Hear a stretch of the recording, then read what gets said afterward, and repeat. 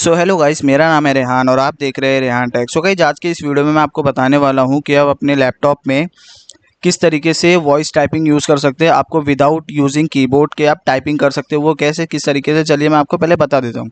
तो यहाँ पर सिंपली मैं आपको व्हाट्सएप ओपन करके दिखा देता हूँ। अब यहाँ पे मुझे कुछ टाइप करना है, ठीक है। तो आपको सिंपली क्या करना होगा, Windows+H को क्लिक करना है आपको, और सिंपली देखिए आपका वॉइस टाइपिंग चालू हो जाएगा।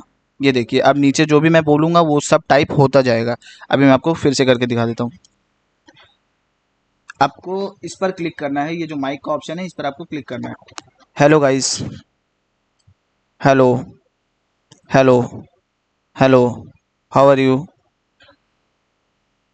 तो देखिए गाइस, इस तरीके से आप यूज कर सकते हैं विदाउट कीबोर्ड यूजिंग। आप टाइपिंग भी कर सकते हैं। So thank for watching my video guys, please like and subscribe. Thank you.